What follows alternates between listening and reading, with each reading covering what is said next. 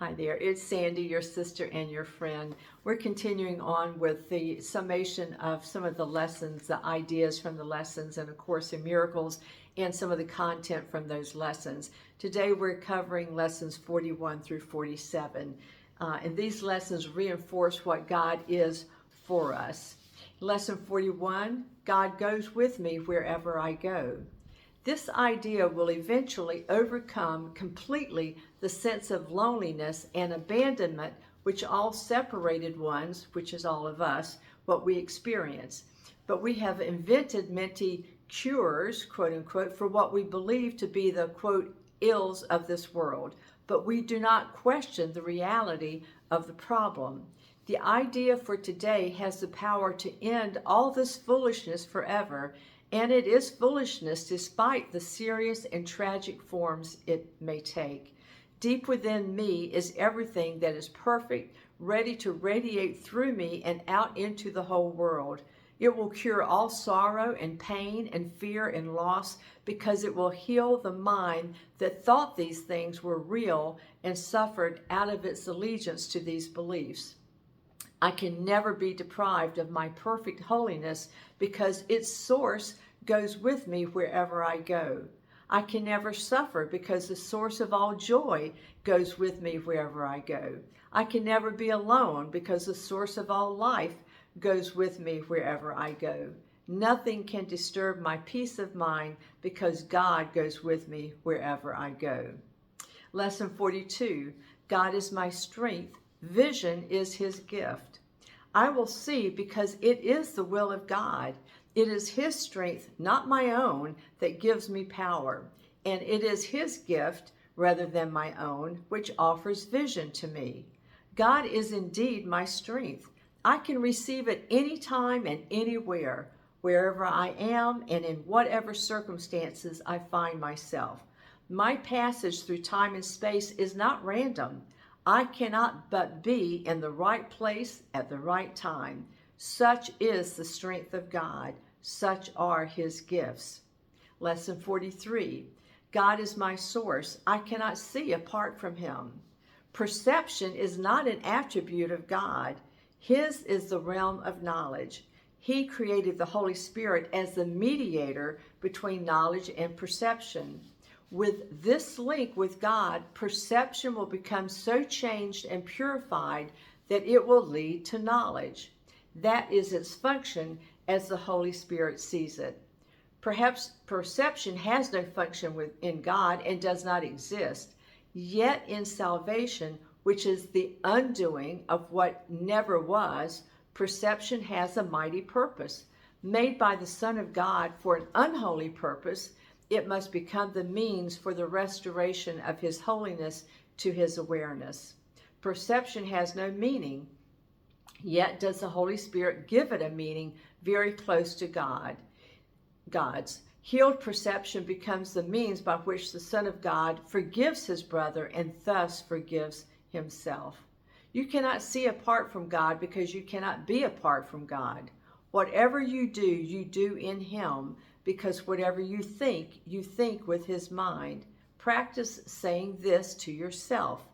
God is my source. I cannot see this apart from him. Lesson 44. God is the light in which I see. I cannot see in darkness and I cannot make light. I can make darkness and then think that I see in it, but light reflects life and is therefore an aspect of creation. Creation and darkness cannot coexist, but light and life must go together, but being but different aspects of creation. So in order to see, I must recognize that light is within, not without. It is with me always, making vision possible in every circumstance. When I practice today, I leave everything behind that I now believe and all the thoughts which I have made up. This is the release from hell. Perceived through the ego's eyes, however, it is the loss of identity and a descent into hell. So I should remind myself that God is the light in which I see, and I am attempting to reach him. I need to realize the importance of doing this. I'm attempting something very holy. Salvation is my happiest accomplishment. I should not forget that the thoughts of this world cannot hold me to the world unless I give them the power to do so. Lesson 45, God is the mind with which I think. This idea holds the key to what my real thoughts are. They are nothing that I think, just as nothing that I think I see is related to vision in any way. There is no relationship between what is real and what I think is real. I think with the mind of God. Therefore, I share my thoughts with him as he shares his with me. They are the same thoughts because they are thought by the same mind. The thoughts I think with the mind of God do not leave my mind because thoughts do not leave their source. Therefore, my thoughts are in the mind of God as I am. They are in my mind as well, where he is. As I am part of his mind, so are my thoughts part of his thoughts. My real thoughts are in my mind because they cannot have left. What is thought by the mind of God is eternal, being part of creation. Today we will attempt to leave the unreal and seek for the real. We will deny the world in favor of truth. We will not let the thoughts of the world hold us back, and we will not let the beliefs of the world tell us that what God would have us do is impossible. Instead, we will try to recognize that only what God would have us do is possible, and that only what God would have us do is what we want to do. We cannot fail in doing what he would have us do. There's every reason to feel confident that we will succeed today because it is the will of God. So I should tell myself gently, my real thoughts are in my mind. I would like to find them. Then try to go past all the unreal thoughts which cover the truth in my mind and reach the eternal. Under all the senseless thoughts and mad ideas with which I have cluttered up my mind are the thoughts which I thought with God in the beginning. They are there in my mind now, completely unchanged. Here is my mind joined with the mind of God. Here are my thoughts one with his. For this practice, I should approach it as I would an altar dedicated in heaven itself to God the Father and God the Son. I may not realize how high I am trying to go. This is no idle game, but an exercise in holiness and an attempt to reach the kingdom of heaven. Let my mind stand aside, however briefly, from all the thoughts that are unworthy of him, whose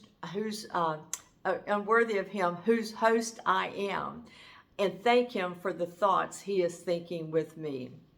Lesson 46. God is the love in which I forgive. God does not forgive because he is never condemned, and there must be condemnation before forgiveness is necessary. Forgiveness is the great need of this world, but that is because it is a world of illusions. Those who forgive are thus releasing themselves from the world of illusions, while those who withhold forgiveness are binding themselves to it. As you condemn only yourself, so do you forgive only yourself. Although God does not forgive, his love is nevertheless the basis of forgiveness. Fear condemns and love forgives. Forgiveness thus undoes what fear has produced, returning the mind to the awareness of God. For this reason, forgiveness can truly be called salvation. It is the means by which illusions disappear. Today, I should think of anyone I have not forgiven. It does not matter, quote, how much I have not forgiven. I have forgiven them entirely or not at all. It is a safe rule that anyone I do not like is a suitable subject. Mention each one by name, saying, God is the love in which I forgive you. After I've gone down my mental list, tell myself, God is the love in which I forgive myself. Anytime I become aware of any kind of negative reaction to anyone, present or not, I should tell him silently, God is the love in which I forgive you. Lesson 47. God is the strength in which I trust. If I'm trusting in my own strength, I have every reason to be apprehensive, anxious, and fearful. What can I predict or control? What is there about me that gives me the recognition of the right solution and the guarantee that it will be accomplished? Of myself, I can do none of these things. Who can put his faith in weakness and feel safe? Yet who can put his faith in strength and feel weak? God is my safety in every circumstance. His voice speaks for him in all situations and in every aspect of all situations, telling me exactly what to do to call upon his strength and his protection. There are no exceptions because God makes no exception, and his voice, which speaks for him, thinks as he does. We're talking about the Holy Spirit. Today, I should search my mind for situations in my life which I have invested with fear. I can dismantle each one by telling myself, God is the strength in which I trust. As I practice this, I should try to reach down into my mind to a place of real safety. I will have reached it if I feel a deep peace, however briefly.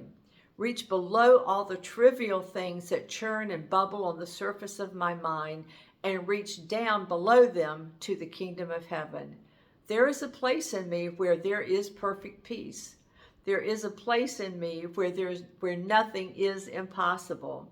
There is a place in me where the strength of God abides. I hope the review of these lessons blessed you today. Next time we'll start with lesson 48. Thank you for watching. I love you so much. Subscribe if you haven't. God bless.